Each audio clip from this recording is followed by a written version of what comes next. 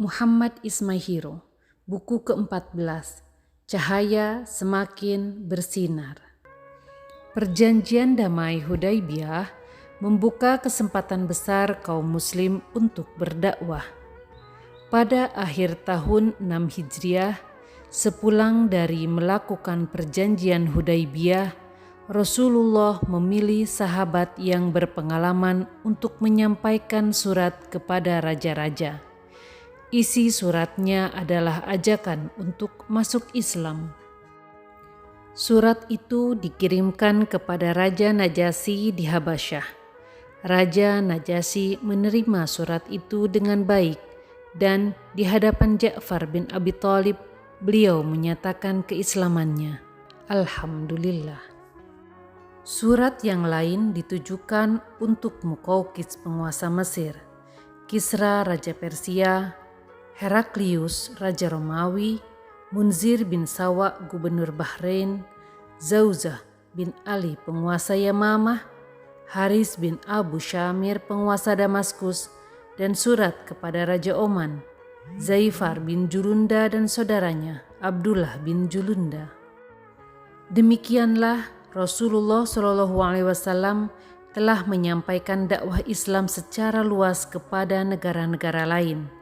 Di antara mereka ada yang memilih masuk Islam seperti Najasyi, Jaifar bin Julunda dan Abdullah bin Julunda. Ada pula yang mengakui Muhammad sebagai nabi tetapi belum mau masuk Islam seperti Muqawqis dan Heraklius. Ada yang tetap kafir bahkan memusuhi Rasulullah. Ada kisah menarik saat Heraklius bertemu dengan Abu Sufyan bin Harb. Dia bertanya banyak hal tentang Rasulullah. Abu Sufyan meskipun masih kafir dan selalu memerangi Rasulullah, tetapi dia menjawab semua pertanyaan Heraklius dengan jujur. Mendengar semua jawaban Abu Sufyan, Heraklius berkata, "Seandainya semua yang kau katakan benar, maka dia, Muhammad, akan segera menguasai tempat di mana sekarang kakiku berpijak. Aku yakin dia akan datang sebagai nabi terakhir.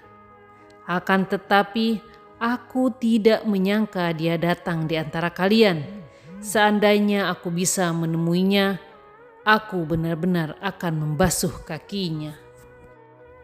Lalu, bagaimana dengan orang Yahudi? Apa yang selanjutnya dilakukan Rasulullah terhadap mereka? Pada awal tahun 7 Hijriah, Rasulullah dan para sahabat berhasil meluluhlantahkan benteng-benteng Khaybar, pusat persengkongkolan dan pengkhianatan Yahudi dan kaum munafik.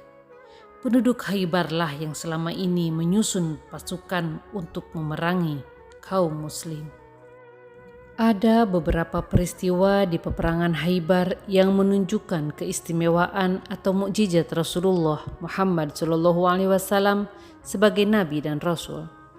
Yang pertama, suatu pagi saat sedang menyiapkan pasukan, Rasulullah tidak menemukan Ali bin Abi Thalib. Ternyata Ali sedang sakit mata. "Panggil dia kemari," kata Rasulullah. Beliau kemudian meludahi mata Ali dan mendoakannya. Seketika itu mata Ali sembuh. Lalu Rasulullah SAW memberikan panji perang kepadanya. Mukjizat kedua adalah saat seorang perempuan Yahudi, Zainab binti Haris, menghidangkan daging domba beracun kepada Rasulullah. Beliau makan dan langsung memuntahkannya sambil berkata, "Tulang ini mengabarkan kepadaku bahwa daging ini beracun."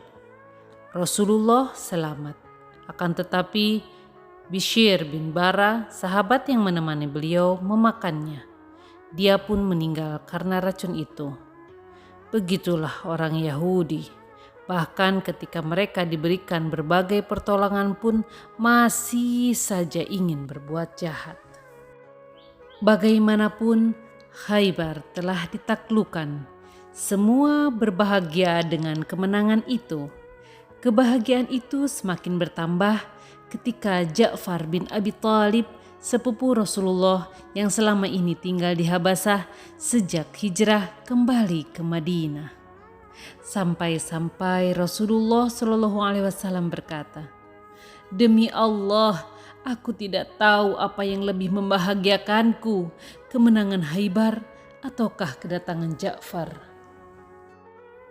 Kaum muslim dapat sedikit bernafas lega.